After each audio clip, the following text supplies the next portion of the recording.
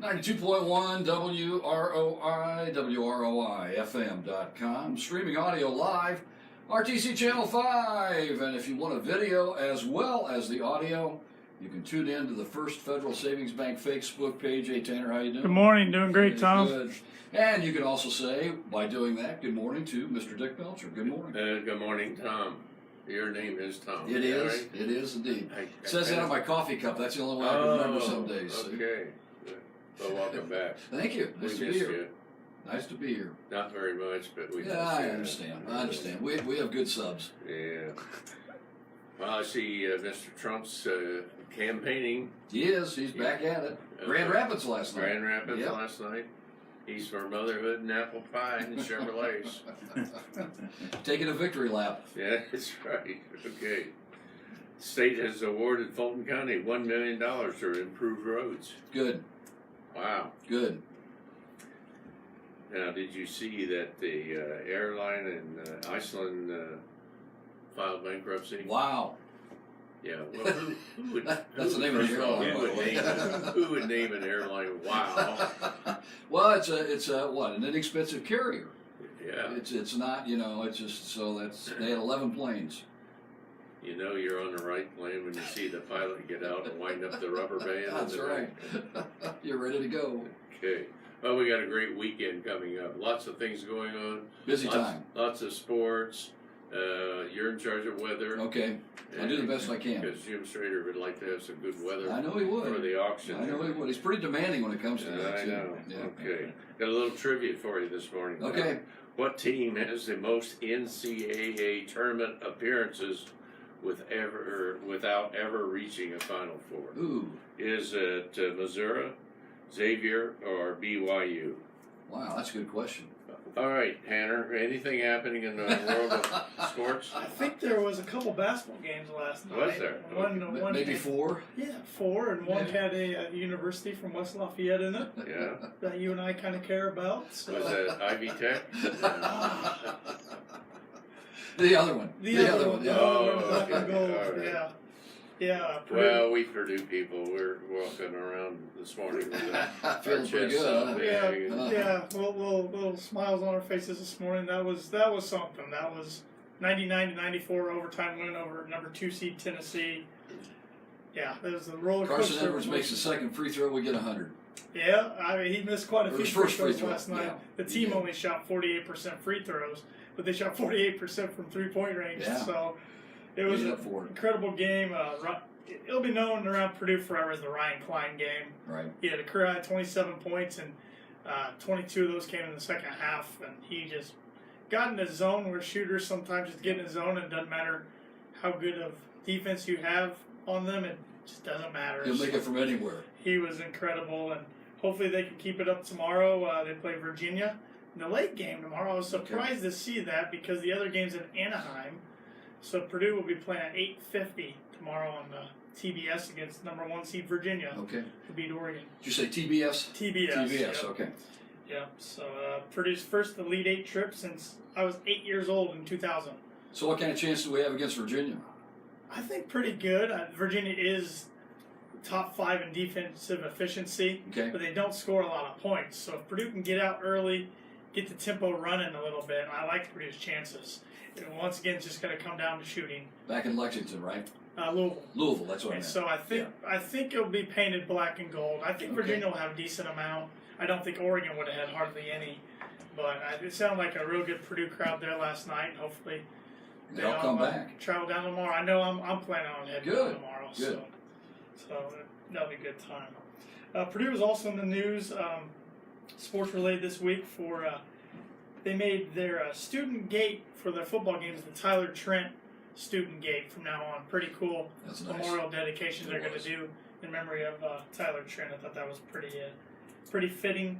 I actually thought it was going to be a statue, and I think this fits it better than the statue would have. I think they hit the nail on the head with this one. There was another college basketball team that played in the state of Indiana this week, in the Elite 8 as well, but the Elite 8, the NIT, Indiana lost to Wichita State 73-63 on Tuesday. And in their season, and probably Romeo Langford's career at Indiana, Probably. I would assume. Probably. I would assume. I assume he's headed to the NBA.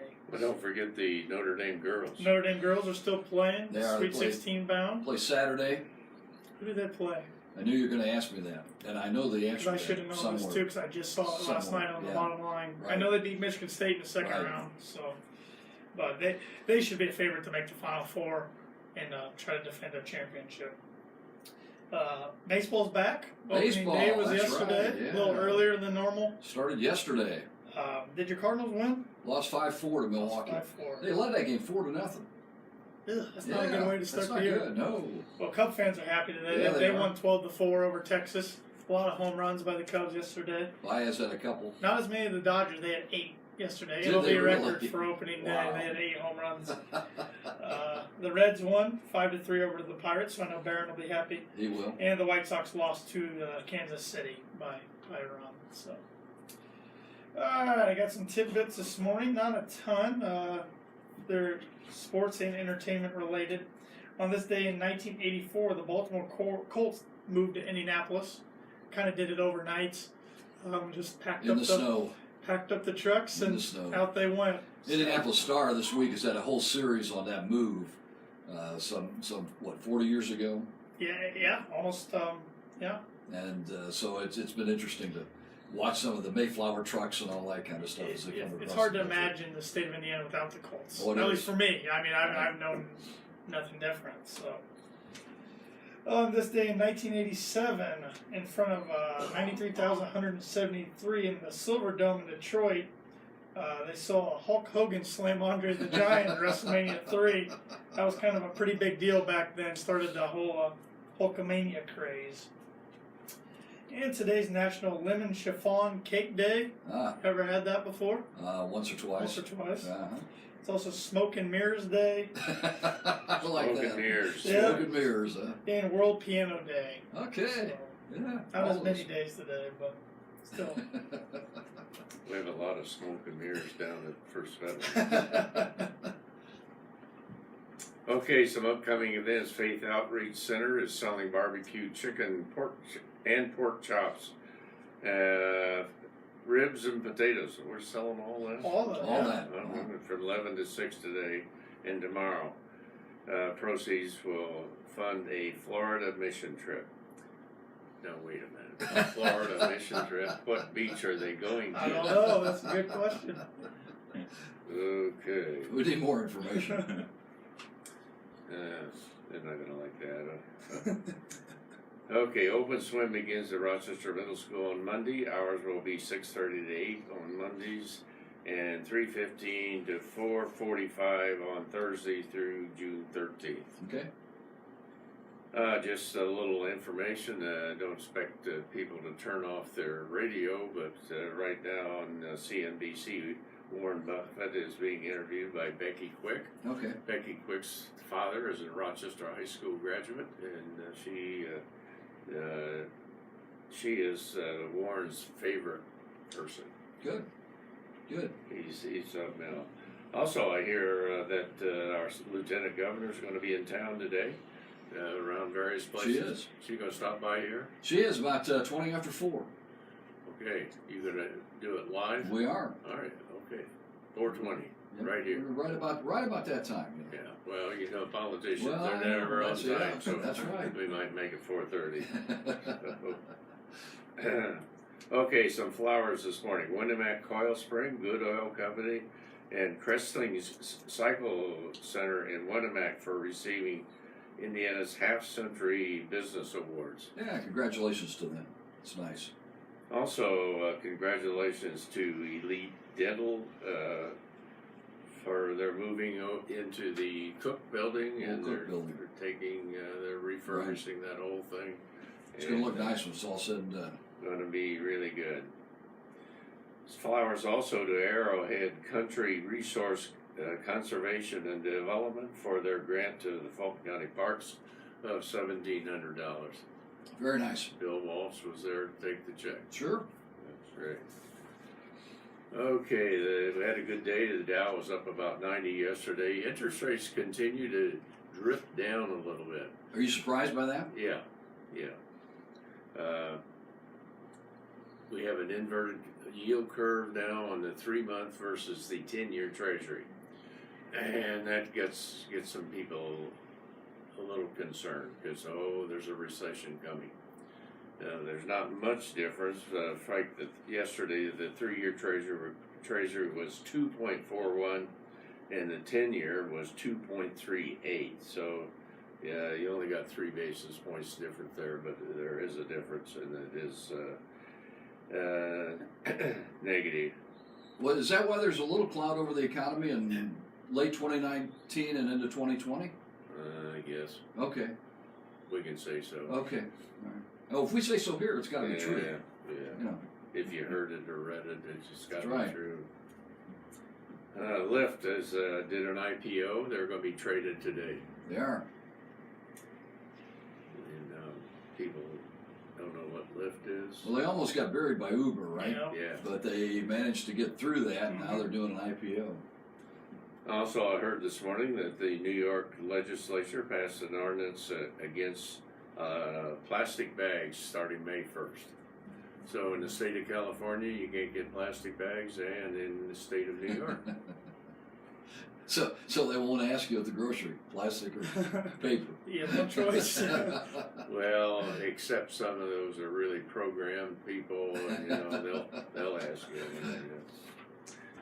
Okay, come in today and see us. We're open until 5 o'clock, and tomorrow 8:30 to noon. You can always bank with us online and with our mobile apps. Tell us a little about the mobile apps. Yeah, whether you have an Apple phone or Android phone, go to your app store, download the First Federal Savings Bank mobile app. It's free to download. Look for the green background with the white star logo, and you can do pretty much any of your banking needs right from your handheld device, whether it's a tablet or your phone.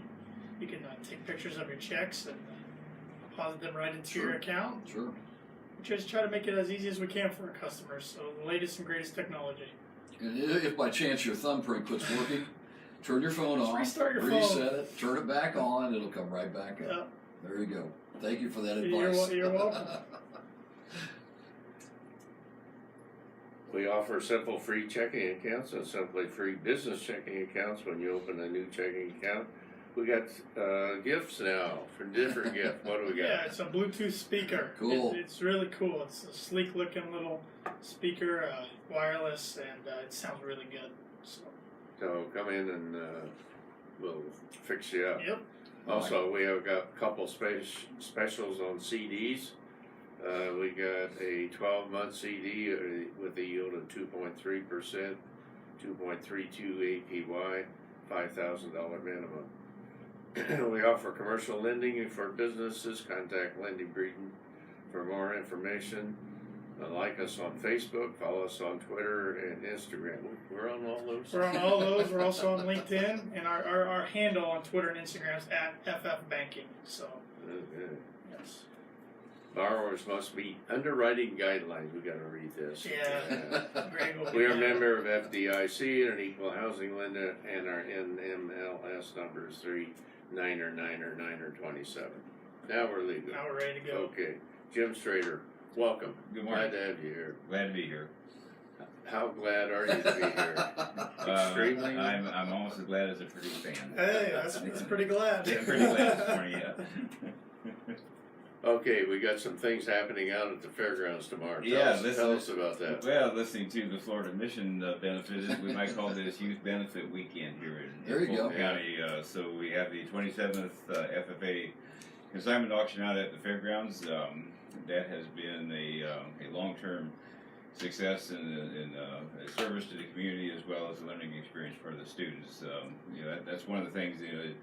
The auction actually financially benefits the FFA program. Basically, pays everything that they need to operate for the year. But over the years, I have seen obviously a lot of different students come in there. But it's a business learning experience. They have to learn about handling titles for cars and getting the assignment number, the auction number right on the machinery. You got a problem down the road, so where else are they going to get that kind of experience hands-on but going through an auction? So Now, am I correct? 27 years ago, you kind of was the instigator of this. actually, the very first auction, Wayne Crom and can't remember the other student, came and said, "Do you have anything you want to put in the Viger, Steve Viger, I think it was, came in. Do you have anything you want to put in the auction?"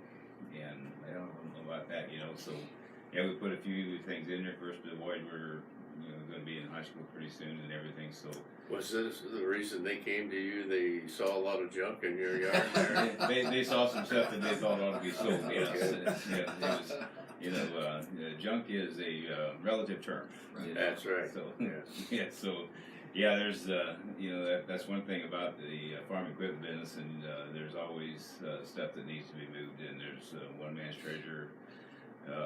Hopefully the buyer, the treasure is another man's expendable piece. And This has become a big deal, though, over 27 years. It has become the largest consignment auction in the state of Indiana, just in total volume, and we've protected it over the years. A lot of consignment auctions become an exercise in trucking. The consigner puts a price on there that's unrealistic. It's not going to sell, and you want to disappoint a bidder. Somebody makes what should be a reasonable bid on a thing and doesn't get bought, they're not coming back. So, one of the secrets to maintaining the longevity of the event. So, it's been almost a community event. Besides an auction, there's 800, 900 actual bidders. People that got a ticket signed up to bid, and people out there socializing. It's become that kind of an event. So. You might want to bring your raincoat tomorrow. So we've been very fortunate so far with the rain that was predicted not coming. So we don't have a mud bath out there yet, but tomorrow maybe just a little bit, but it'll be fun. Okay, some people out there that might be interested in participating in that. Is this a donation or is this a consignment? So there's an opportunity to donate what you want to sell. Anything $5 and under is a donation. If you got something that goes in that row, 100% of the proceeds go to the FFA auction, and that's the end of it. So, but we have people that have more valuable equipment that want to help the kids out, so they just donate it. Whatever it brings goes to the organization. But if somebody wants to consign it, they may, correct? Oh yeah. We're taking consignments all day today yet, so please come before midnight. But we'll get that done. Okay. Then there's a time too when the kids are donating some labor, right? There's we used to call it the slave auction. Yeah. That became Can't do that. Can't do that. Yeah. So it became a worker auction. Okay. Well, that's the way the world is these days. You didn't hear that? Yeah. So, and I don't know how many students will be. Typically there's 15 or 20, and folks offer a certain amount of money for a certain number of hours of work, and gives the youth a chance to new experiences and that sort of thing. Sure. So if you're interested in having your yard work done, it's a good deal for the purchaser, and of course it's a great deal for the organization. But that's been going on since day one as well out there. Anything that you won't take at the auction? Yeah, like tires that are worn out, for example. There's stuff like that that won't happen. We've had, we do take, don't really care too much for things like boats and so forth. It's non-agricultural, but they'll tell you when you bring it in, or call ahead if you will, to Olson Auctions. Okay, where did they call? I'm sorry, to Olson Auctions number. Okay. And I don't have that on me. I guess Okay, on the website. Olson Auctions. Yeah. Okay. On the website you can check the number. Olson's been with you for a long time. Since day one, actually. Okay. Yeah, and that's a good point, Tom. Without Gary's leadership, guidance, or whatever you're going to call it, business experience, our chances of having done this probably would have been diminished considerably. So, we owe, the community owes a debt of gratitude to Gary. All right, now you got a breakfast out there in the morning. Yeah, so Tell us about that. Well, like 4 years ago, I think maybe it's 5 now, the girls softball wanted to build 2 pavilions out at the Blackwater complex and needed to raise funds. And so the Optimist Club, our model is friend of youth, so this obviously was a hand in glove fit. So we actually did the first one of those way back when from Anatol Mountain. I don't know how many years ago that's been, but It's been a while. It's been a while. Yes, it has. And what the deal is the Optimist Club pays the expenses. We buy the sausage, we buy the pancakes, we have the grill, and we provide the labor to cook, to make the food and so forth. The beneficiary organization, so in this case the girls softball and soccer, will provide the labor to bust the tables and set up and that sort of thing. So if you buy a pancake ticket for $6, $6 goes directly to the organization. So they have a aggressive plan to improve the complex out there. I believe it's 62,500. I think that the community foundation gave them, and I believe that's the goal's 130,000, and they're within about 20,000 of that, I think. So ticket sales have been very good. I certainly don't want to imply that it's going to be too crowded, so just come on out there, because there'll be a lot of people you can have a lot of good conversation with while you're enjoying pancakes and sausage, all you can eat. So we'll be out there. I'll be out there cooking, and along with some other optimists at 6 o'clock in the morning. That's when we're starting at 6 to 10. So we're talking this morning to Jim Straeter, owner of the New Holland Agency car dealership. Yeah, implement dealership. Yeah. And did you get all your junk cleaned up around that? We've been working on that outside the auction. Even, to be honest with you, that's just part of the farm equipment dealership business, you know. But there's something that's got a place for everybody. There is, so you just got to find the right combination. So. Well, some key items that you maybe have for tomorrow for the auction that maybe somebody would be interested in. So lawnmowers typically do well at the auction, and if it was maybe a week later than now, where the grass has a few green blades coming up, it just people get excited, you know, about that. But that the utility tractor stuff, the small tractors, and I call it sundown farmer, and that's the term that we use for people that have a job but farm a little bit, you know, truck farming, whatever, that kind of stuff is out there, and it does quite well. Okay. So there's a demand for that stuff. Can you give us a number of, on average, year, what the FFA nets out of this? 11,000, 12,000. Excellent. Yep. Yeah. It beats a turkey dinner. Obviously, they're the biggest fundraiser of the year, Jim. Oh, by far, yes, it is. And while the money is great, I mean, I just can't emphasize too strongly the experience that our students get by going through the auction process. They learn from Justin Pearson. He's done a fantastic job as the ag teacher, FFA teacher, whatever title we want to give him there. Right. Over the years, he's been a mentor, and so we're grateful for that. But yeah. Okay, we're going to shift gears a little, Jim. I know you're involved in solar. Yes. And we'll go out on a limb. And what's the advantages of solar versus wind?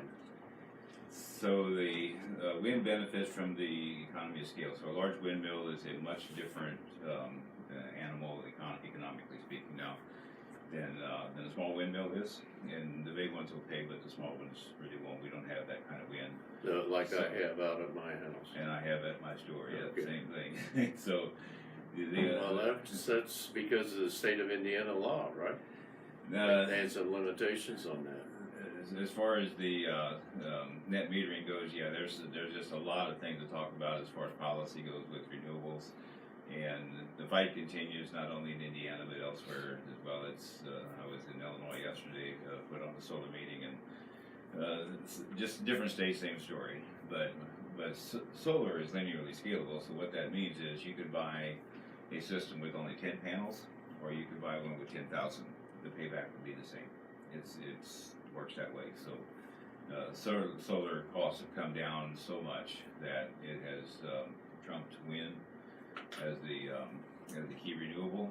And I don't know if anybody follows that stuff around here, but NIPSCO announced that they're closing all of their coal plants. That shocked a lot of people. But what shocked them even more is they said we're replacing with wind, solar, and batteries. And then they said because it's cheaper. Just follow the money. Wow. That said a And lot. cleaner. Well, you're absolutely right, cleaner, but that's not why they do it. They're doing it for the money, and then obviously the environmental benefit is icing on the cake. So, but that turned a lot of heads when that news release came out. So, but that's where the world's going to. So, we're tickled to be part of it. Craig Welding is building our stands out there, and if you drive by Craig's right now, you will see a lot of pipes and legs and stuff.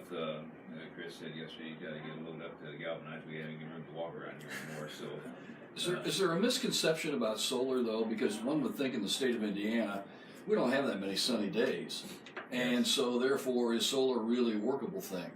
absolutely is workable. Absolutely, where you don't have that many sunny days. So yesterday we hardly saw any direct sun. So a solar system yesterday in Fulton County, Indiana, was about 40% of perfect. You wouldn't think that because we saw no direct sunlight. Right. But if you could read a newspaper, it's making energy. Okay. That's a huge deal. It's Yes, a it great is. point that you brought up there. Yeah, That's it's good. That's Okay, interesting. now around the state, especially down at the Indianapolis airport, they have acres and acres Don't they of though? solar there. Yes. Over on the highway 31 and 24, RAMC's got a solar field there. Yes. Yeah. What's prompting all this? A tax advantage? Certainly, the tax incentives are a critical part of it, and it's 30% of the tax credit. This year is going down to 26%. Next year, 2 years later, it'll be down to 22%, and then drops to 10% in 2025. And that needs to happen. I mean, the incentives kickstart the program, but prices are such that we can survive without it. So it's programmed out pretty much the way it should be. But what's prompting it is renewables are cheaper. And Deep Throat's been back in the Watergate days that follow the money. Mm-hmm. Yeah. That's what's happening. Is that? Do you have solar at Mishawaka? Yes. Okay, I thought maybe you had solar there. Yeah, you use the word cheap. We don't like that word cheap. We like cost effective. High value, yeah. Okay, all right. Jim Straeter, thank you for stopping by this morning. Thank you for all the work that you do with various projects around the community, and you're a great asset. Thank you very much. One thing I can't wait to see about Jim next time he's on the air with us is what kind of a shirt he's going to be wearing with whose logo on it, because it changes about every time you see him. Okay, our trivia this morning. What team has the most NCAA tournament appearances without ever reaching a Final Four? Missouri, Xavier, or BYU? What do you think, Jim? Xavier. What? Xavier. No. Missouri. No. Brigham Young? Yep. Really? I didn't even know they'd been there that many times. Wow. 29 times they've been. Is that right? Those are all the top 3 schools. Sure. I listed just to Who's second? Xavier, Okay. then Missouri. All right. And Now we know. Tennessee's close. I'll I bet. think now that's last time makes it 23 for them. So, Really? yeah. Wow. So, Okay, now let's close with these words of wisdom from Jesse Jackson, United States civil rights leader. We know him. Out of Chicago. He says, never look down on anybody unless you're helping him up. Well said. Dick Belcher, thank you very much. Jim Straeter, thank you very much for being here. And Tanner, of course, as always, on the First Federal Program. Good job, everybody. thank you. Almost like we knew what we were doing. Mm.